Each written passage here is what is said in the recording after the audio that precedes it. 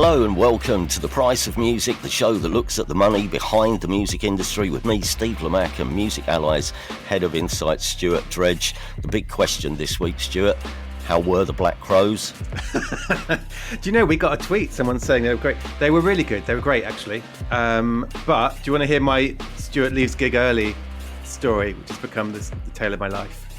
Okay. I had to leave, 1 or 2 songs before the end of the encore to get my last train home. And as I was sat on the tube going, well, they were great, I've enjoyed this, my best mate who was still there texted me going, Steven Tyler from Aerosmith just came on and they're playing an Aerosmith song. And I was like, damn it, again. But no. Yeah, it's always, the amount of time something like that will happen just before, it's like a football match. If you leave early, someone's going to score, but at a gig, they're definitely going to do the cover version that they will never play anywhere else ever again the moment you leave the entrance. Well, so I gave that as my gift to everyone else in the venue, was me leaving manifested Steven Tyler from Aerosmith for everyone else to enjoy. So, that's my gift to you, fellow Black Crows fans. While you were there, I went down to the Great Escape Festival for a couple of days, which, for anyone who doesn't know, is the annual new music showcase they hold in Brighton every year, which has become, quite an important part of the music industry calendar, if for no other reason, because it's a chance for a lot of the industry to catch up with each other and hang out and occasionally do a bit of business. So there's quite a few, what would you call them, networking events alongside discussion panels during the day, and then there's all the gigs, both the official and unofficial ones. So in theory, there's about 500 emerging artists playing around Brighton over the course of the 3 days, and there was quite a lot of good music around, I have to say. But at the same time, and I'm sure people who have read about this, this year around, I think it was 125 artists in the end pulled out of the event, citing the Great Escape sponsorship link to Barclaycard as being unacceptable to them. In fact, on the Thursday, even after it had started, we were wandering around on the Thursday, it felt like bands were cancelling on an almost hourly basis in protest at Barclays' reported investments in companies which deal in the manufacture of arms and munitions for the Israeli Defence Force, which, of course, is a very, very emotive subject, and one which I think proved to be quite hard to navigate for a lot of bands. I don't know if did you see any of the heated exchanges which were happening on social media around this? Yeah, I was following it, and it was, like you say, bands were really caught in the middle of this because they would have agreed to play The Great Escape, probably without even thinking about who was sponsoring it. And then you had a lot of people piling on, and some of their fans, but also people, I think, going around looking for bands who were playing and kind of jumping in and saying, how can you back this? So it was a real... Yeah, it's one of those things. I don't think we're probably not the best people to get into the ins and outs of what's happening in Israel and Gaza at the moment, but it's a really emotive issue, isn't it? And when it spills over into music like this, it just felt very, I don't know. I wouldn't have wanted to be a band or a venue caught in the middle of it last week, because you are faced with that. Well, what do we do? Do we pull out? Do we play? Do we play and say something? There were a few bands that played but donated their fee to charities. Like, you're trying to navigate through these emotions. But I don't know. It feels like, we were talking about, I think it's not going to be only The Great Escape that's going to happen to this, because Barclays have got quite a lot of involvement in music, haven't they, in the UK?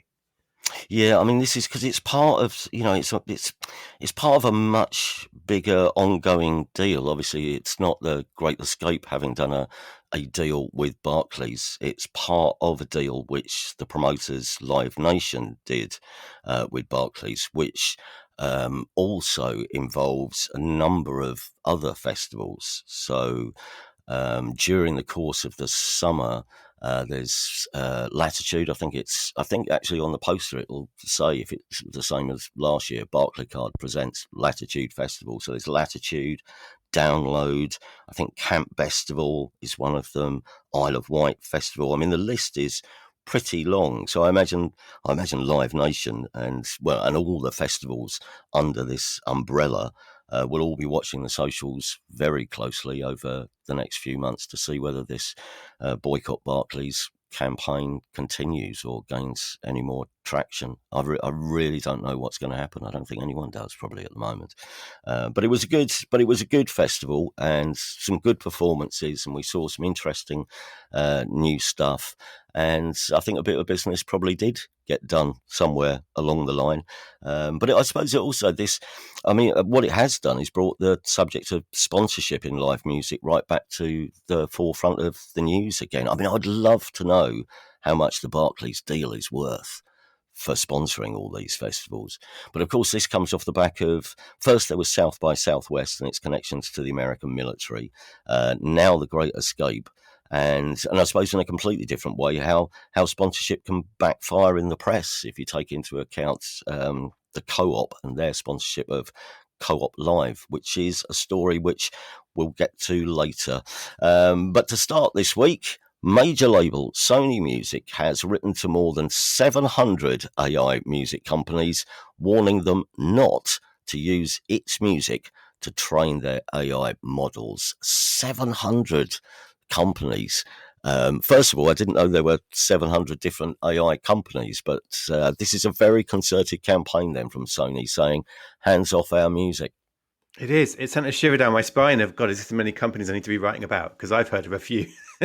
But yeah, so we've talked about this before, haven't we? This idea that the music industry is very, very hot on the fact that if someone is making a generative AI model, which it can be a musical AI, but it can also be stuff like ChatGPT, chatbots, if they're being trained on lyrics, for example. And they're very hot on the music industry, wants those companies to have to ask for permission first to pay them if they're training it on music or related content. And so, yeah, Sony Music has written to pretty much anyone who's doing anything in AI and said, yeah, we're opting out of AI training. And there was also this invitation to kind of come and negotiate with us.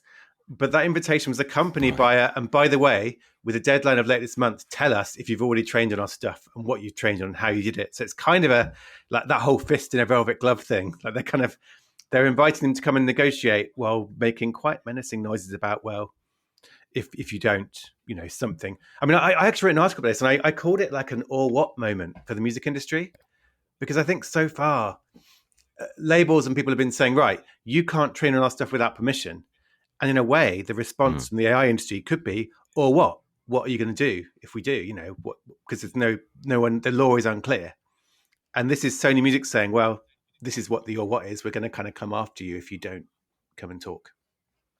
How easy, though, or difficult is it to prove that an AI company have modelled their system on your music? How specific do you have to be when you say, no, look, that's definitely a musical trait of this artist, and that's one of our artists? It's very hard. And in a way, it ties into a lot of these lawsuits recently about, did Ed Sheeran copy the vibe of a certain, was it Marvin Gaye track? Like, how much can you track influences? So, like, there are people trying. So there's a guy, actually, his name's Ed Newton Rex. He's one of the biggest experts in AI music. And he's been trying to reverse engineer some of these models and say, well, here's how I made it do Oasis, which suggests that it was trained on Oasis and ABBA and so on. So you can try and reverse engineer it, but it is really hard. And one of the things the music industry is calling for is they want lots of transparency, basically. They want companies to keep good records of what they've trained on, that they can show rights holders and say, look, here's what we trained it on. It wasn't yours, or it was yours. Otherwise it's difficult. You can sort of say, well, I think this was trained on my music because I made a thing that sounded like it, but it's anyone's guess how that would play in a court. And that's kind of the thing. I think this is, the music industry is very clear, like it's wrong to train on music without permission. But the AI people, a lot of the AI companies say it's fine. In the US, there's a thing called fair use, where you can use copyrighted stuff for what you're doing because it's fair use, because you're not competing with it and so on. And so their argument is it's fine for us to do this and we're not in the wrong. And the reason the music industry is making so much noise about this is because it's not set yet. Like, we need politicians to make the rules, regulators. So this is interesting because Sony Music is saying, right, we're opting out. And opting out is also quite a specific phrase, because it's possible that when there are rules, when there are laws brought in, it will say, as a music company, you have to opt out and then they can't use your content. And at that point, Sony will say, well, look, we said we were opting out this long ago and they knew we were opting out. So it's kind of, it's almost like it's a letter saying we want to talk to you, but it's also setting things up for when rules come in. this will have established our position nice and early so that we can decide what to do. Mm. So it's kind of a And, threat, it's kind and of an invitation, and kind of a, a marker, I suppose. and do you think Sony are doing this partly? I mean, partly because they own the rights to this music, but also they're representing their artists. Because otherwise, it'll come down to the artists, I imagine, to say I've listened to this AI model, and that's me. And then what do? Launch their own individual lawsuits against the AI company.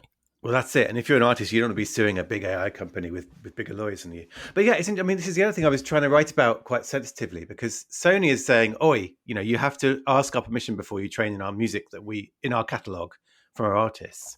But there is this parallel sort of line of discussion, which is managers and artists, the bodies representing them, are saying, "Hang on a minute, Sony Music and all the major labels, if you want to sign deals with those AI companies to license them, you've got to ask us first." Because as an artist, I Mm. may not want my music to be used to train it. Even if the AI company is paying the label, I may want to opt out.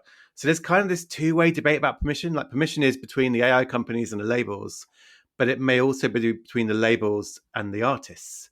And some of those artists may say, no, I don't want to be part of this at all. So in a way, as a label like Sony Music, the more hawkish you are, the more kind of you tell the AI companies, right, we're going to sit down and we're going to be very serious about this. You may open up that debate with your artist to say, actually, we want to be involved in this and we want to have to give our permission. So I think there's going to be a lot more discussion about who gives permission and how these deals Yeah, work in yeah. the coming months. This is also AI related, this story, and this is an astonishing stat.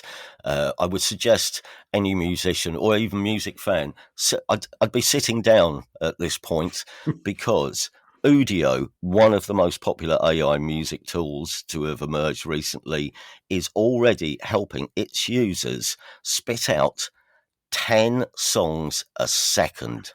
That's 10 songs every second using Udio. Am I pronouncing that right? I think so. Yeah. Udio. Yeah. Okay.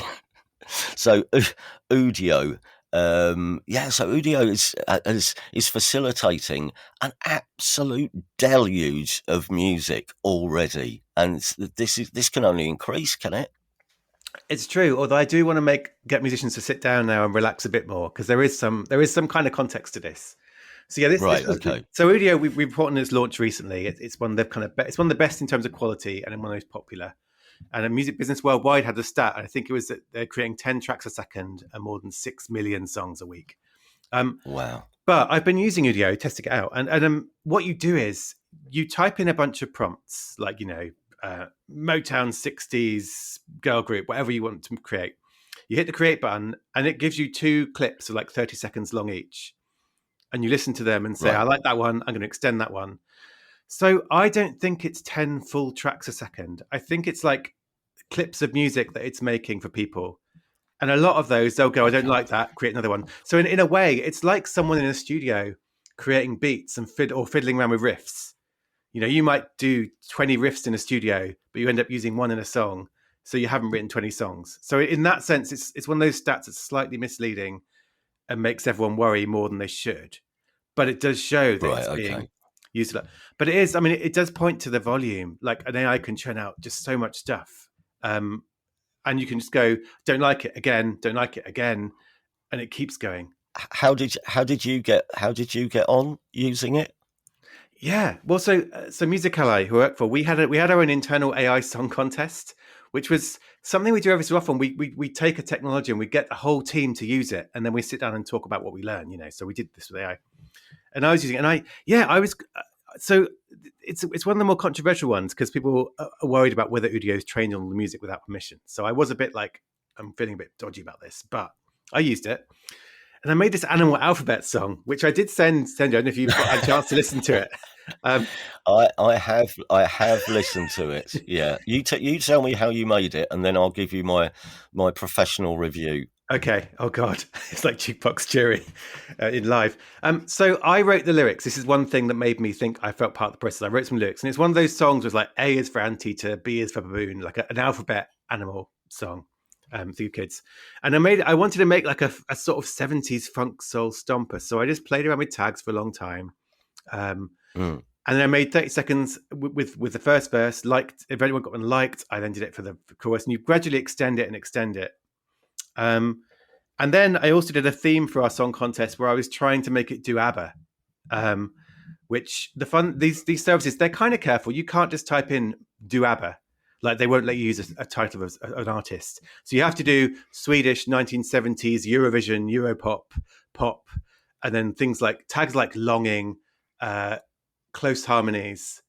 And I got this thing that sounded just like ABBA. And I had my Animal Alphabet Funk Soul Stomper. So it's really I mean, fun. It's really fun, but it is slightly. I'm thinking all the musicians that may have been trained on to make me create this fun stuff, have they been paid? So I did have that conflicted feelings. I've got to say, Stuart, that the ABBA track, or the one which you tried to make sound a bit like ABBA, was an absolute abomination.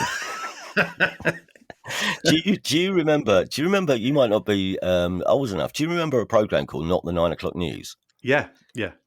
So do you remember Not the 9 o'clock News did a pastiche of ABBA? I've got to say that was better than yours. But the other one, the other one, which obviously I wanted to say was an absolute affront to pop music, but the Funk Soul Stomper, it's not bad. I mean, the thing is, I mean, it's not that different to some records some tracks you'd hear on the radio. Obviously, if you took out the lyrical content, it actually does.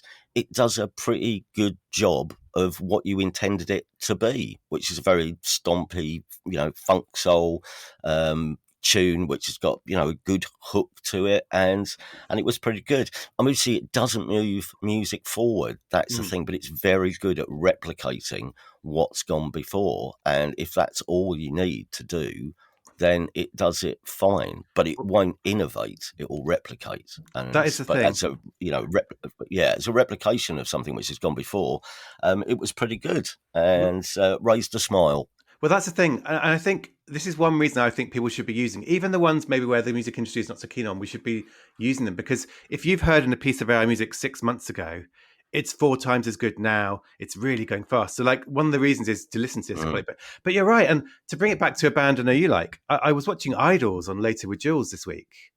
And they did 2 tracks of a new album. And it was just that one of them was a proper chaos, all noise going. And the other one was the ballad, which is beautiful. And I watched that and I was thinking, yeah, this is what humans do. Humans do chaos, humans do beauty. And you're right. Like an AI can copy that. And there's some definitely issues around that.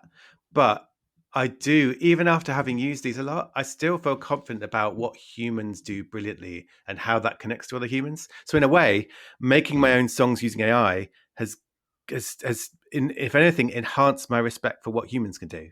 And I think that's maybe what people will get if they use these things. It won't be terrifying. It will actually be like, oh, I see what they can do, but actually I see what humans can do better still. One more AI story before we get on to our weekly Spotify news.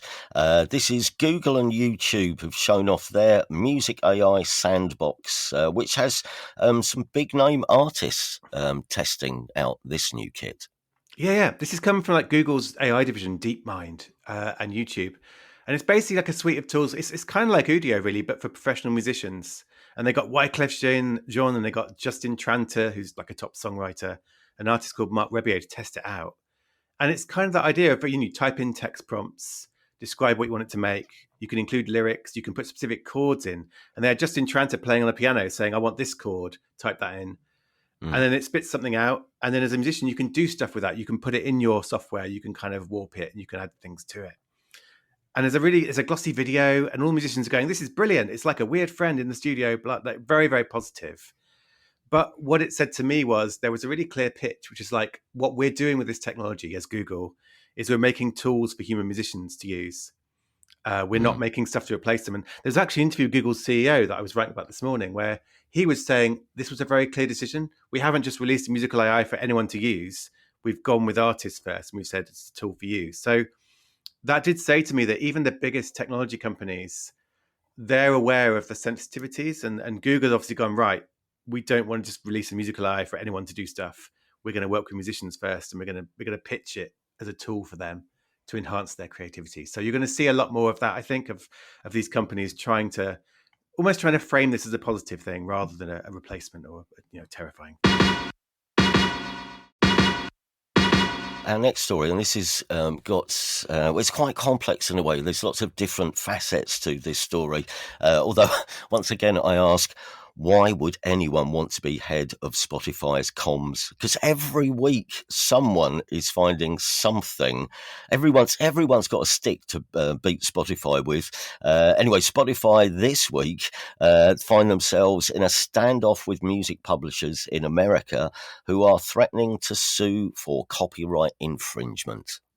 Yeah, do you know, it's funny you say that. The guy who was head of sort of industry comms at Spotify, who deals with publishing fights, he went on paternity leave, I think, a day before this broke. And I'm like, that's beautiful timing on behalf of your family planning. he's off with a new baby, having a nice time. So yeah, this does take some explaining, and it's all to do with bundles and audiobooks. So last year, Spotify added audiobooks to its premium service. So you get like up to 15 hours a month listening to audiobooks as part of your subscription. Right. And in the US, there's a thing called a legal thing called bundles, which is when you have services where you have one subscription and you get different things. So you get music and you get TV shows or games. So Amazon Prime is a bundle because you get music, but you also get TV shows. You also get free shipping. Apple has one too that's like games, video, music. And in the US, a bundle, because it's not all music, pays lower mechanical royalties to publishers. So if your music is part of a bundle, the royalties are lower. Essentially, is what you need to know as a basis for this. So to get this straight, so if you're signed up to a music subscription service and it just does music, they pay a higher royalty rate than someone who presents their subscription as a bundle of different things. They pay a lower royalty rate. Yeah, which is kind of fair because in a bundle, it's not just music, it's other things too. And 2 years ago, the rates were set for all this. So the rates were set. This is what you pay if you're a pure music service. This is what you pay if your music is part of a bundle. And that was all agreed between publishers and streaming services. So anyway, so Spotify launches audiobooks. And then this March, Spotify said, right, we've got audiobooks and music. So this is now a bundle. So we're now going to pay bundle royalty rates so that means lower mechanical royalty rates. And then everything basically kicked off, big style, to use the industry term. So yeah, publishers. So the first thing that happened was the National Music Publishers Association, which is a US publishing body, and they are very famous of like they will call out people they think are doing wrong. They sue people who aren't licensing music properly. They've always been very much like if someone is doing wrong in their eyes, they're out there saying it. And they came out and said, "This is terrible. This is a betrayal. Spotify has gone to war with songwriters," said their boss, which is kind of the rhetoric that maybe you could tone that down, given that there's real war happening. But I don't know.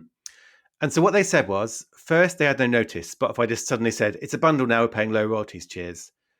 And second, they don't think it's really a bundle because the idea of a bundle is you have standalone bits of it. You sell TV for this price, you sell music for this price. And then when you bring them together, it's a bundle. But their argument was, well, Spotify just added audiobooks to its music service. That's not a bundle. That's just, So it's got this kind of some quite legal things here. But essentially, they're cross. And so then what happened was the NMPA didn't sue Spotify. They just had a go at them publicly. But then they sent them a letter saying, actually, we also think you're infringing copyrights through lyrics on your service and through music videos on your service. We don't think you've licensed those things properly from us. And literally in that email... Oh, that's interesting. And in the letter, they said... before Spotify's bundling betrayal, we may have been able to work together to fix this problem, but they have chosen the hard road. So this idea of we were crossed at the bundle thing, and now this other thing that we might have got together and figured out, we're now going to, we're going to threaten you with legal action. So that's what happened. Do you think with the on the subject of the lyrics and the videos, do you think that's got anything to do with what we were talking about the other week about some of the lyrics disappearing or going behind a paywall? I mean, it's interesting timing, isn't it? I'm not sure. I mean, it's in theory. I mean, I thought all the lyrics on Spotify were licensed because when they launched it, they're like, yes, they're properly licensed. So it does seem strange. And music videos is one of those things where if you have music videos, you have to. And there's rumors that Spotify is planning a new remix feature where users can remix stuff and speed up tracks. And the NMPA was saying, actually, if you do that, you need to license that from us properly. And we're really cross with you because of bundles. So that happened. Then last week, a different entity, the Mechanical Licensing Collective. So this is the organization that collects mechanical royalties from Spotify and streaming services and pays them to publishers. It sued Spotify and it sued it over the bundles. And it said they're not legal and it wants Spotify to pay the unpaid royalties since March. And this came on top of, I think it was Billboard did an article trying to calculate that under the bundle royalties, Spotify would pay $150 million less this year than it would have paid under the old model. So that number's being floated around a lot. So there's a threatened lawsuit from the NMPA that isn't over bundles but is exacerbated by it. There's an actual lawsuit from the MLC which collects mechanical royalties. And I probably should say that Spotify has been putting statements out, and they've been quite punchy. They've been basically saying you're wrong. But they have said on copyright infringement, it's got a process for publishers to tell it if there's infringing stuff on its service. So it says we've got a way for you to tell us this that isn't writing us a letter like that. And on bundles, its view is that the bundle rates were agreed with publishers, and it was 2 years ago there was this deal, and therefore said they were happy with it. And it also says it paid a record amount of royalties to publishers and songwriters last year, and it's going to pay more than that amount this year. So the amount is going to increase. So that's Spotify's view. But it really is. I mean, in a weird way, I've been right about Spotify since it launched in 2008. And every few years, there's a massive fight with publishers and songwriters. And things have gone quiet and they seem friendly. And now it's back to square one, really, in that there's threatened lawsuits, really harsh words. And there seems to be a real lack of trust caused by this, which whether you think Spotify's right or the publishers are right, it's not really a good situation for working together until they figure out how to resolve this. So, yeah. While we're on the subject of streaming services, Tencent Music Entertainment, which is China's largest music streaming company, that's growing very rapidly. We've just found out. Yeah, they're making a lot more than 10 cents. Sorry, worse. So they're kind of China's Spotify, although that's not quite right because they've actually got three services. Tencent Music has three streaming services. One's called QQ Music, one's called Qgo Music, and one's called Kuo Music. And they publish the financials. They're only available in China, and they've got 578 million listeners to these three services, and 113.5 million of those people are paying for music, which includes subscriptions, but also buying album downloads is still a thing in China. Like people do that quite a lot from these companies. So they're kind of a combination of Spotify and iTunes. And the reason this is a big deal is 10 to 15 years ago, like China was seen as just like a waste of time for the music industry. Like no one bought music. Everyone just downloaded it for free. There were these big internet search engines there that just let you find any music and download it as MP3s. And it was kind of a lost cause for paid music. And this is kind of how you can work if you're a government with a certain level of power. The Chinese government said, stop that. And everyone stopped. Like all the internet companies stopped those search engines. They launched legal streaming services. Like with a click of the fingers, the government said, we're going to have legal paid music now. Thanks a lot.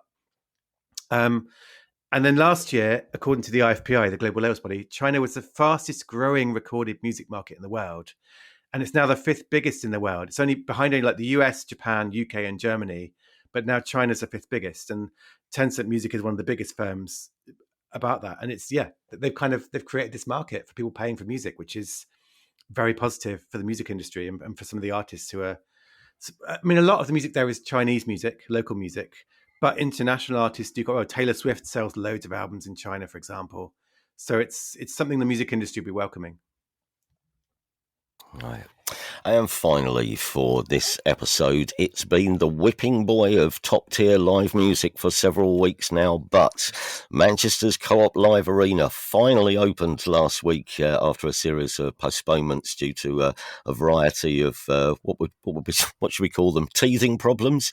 But it's open now after more safety checks. It's been a turbulent few weeks for everyone involved, but yes, the Co-op Live Arena is up and running. Yeah, I got a press release and said, Elbow, the Black Keys, Eric Clapton and Barry Manilow played. And I was like, that's a lineup or a supergroup. Like that, I'd pay to see that supergroup live, but sadly all separate nights. Yeah. But imagine I though. mean, yeah, that's a fantasy festival, isn't it? Right there. I didn't really. I mean, two things about this. I mean, I didn't realise. Well, for a start, I didn't realise that Oakview Group, who are the big American arena specialists, I thought they were the majority shareholders in the venue, but I think they have exactly the same stake as City Football Group. In a story I read somewhere on Business Live, I think, Mm. who'd done some ferreting around at company's house. So that's interesting, I think, and but that also got me thinking because I don't know if you know this. The other thing, which I don't think it's been that widely reported, although it is out there in the public domain, is that Oakview Group have already stated that their long-term plan is to build another arena in the UK. Have you seen that? Did you know about that? No, whereabouts? Do they have a city in mind or? Yeah, London. They're Oh. saying yeah, and more specifically, West London. I think is what they've got their eye on. One of the executives, one of the top Oakview Group executives, Tim Lewicki, talks about this at the ILMC earlier in the year. Apparently, I saw a write up of this in a magazine. So he was talking at the International Live Music Conference, which is that's a really big deal in the live music industry. It's Mm. the ILMC. But one of the key interviews was with Tim, who was saying, "Yeah, why not build another arena in London?" And then when asked, well, does London need another arena? Turned around and said, look, there's 6 arenas in LA, so I'm sure there's plenty of space in the market for another arena in London. But that's about all. That's all we know so far. Probably West London, and at some point in the future. I know. You see, and I wonder what the O2 and Wembley make of all Mm. this. It will be very interesting as the plans emerge. I think, particularly in light of what's happened in Manchester. Yeah, I mean, I did. There was a quote that made me smile from Guy Garvey from Elbow in the press release. He was saying it was a wonderful evening in a well-designed building, and I thought, well, that's good. It's good to get that in. But he also said, and a feather in the cap of Manchester's incredible music scene, and that is the thing. Like, I think everyone has enjoyed the pile-on about the problems. But the original idea of this was like, we're going to have a big arena outside London in Manchester to bring those bands across. Now there's 2 arenas in Manchester, aren't there? So there is a certain amount of positivity around this venue being open, these bands going there. So, and then there's also a debate about, well, how does it pay off for grassroots venues, and we've covered that in detail. But I'm I'm kind of glad it managed to open. I'm kind of glad they're up and running. I don't know about London needing another arena. I mean, maybe the competition is good, but the competition does feel quite intense already. Mm. Um, hmm. Yeah, I don't know. I don't know. It's a tricky one, isn't it? Because live music is popular and getting ever more popular, so there is a demand there. But as you say, do we need another arena venue in London? I guess it depends on who you talk to in the industry is the answer to that one. But that's where we'll leave it for this episode. Can we just say thank you very much, as always, for listening, and also thank you if you're one of the people who have stopped me in the street recently to praise our efforts. If you would like us to help us to reach a few more people and make a bit more noise, don't forget, subscribe to the show, give us a rating, or just tell your friends. We'd really appreciate it. And also now, if you'd like to join our little gang and support the programme, we now have a Patreon page where you can become a Price of Music fan or super fan for as little as £2 a month. And once you become a member, you'll get an invite to our annual quiz night. You thought we were joking on a previous episode when I said there's a quiz. We were already starting to formulate rounds for a pop quiz, but no, it's coming sometime in the summer. So you can join that, and you can also get access to the ad-free version of this show. Just go to www.patreon.com/thepriceofmusic to find out more. And of course, if you have a question which you'd like us to answer on the show, email us at this address, Stuart. thepriceofmusicpodcast@gmail.com. In fact, we'll be back later in the week with another of our listener questions special. Till then, take care, everybody. Cheerio.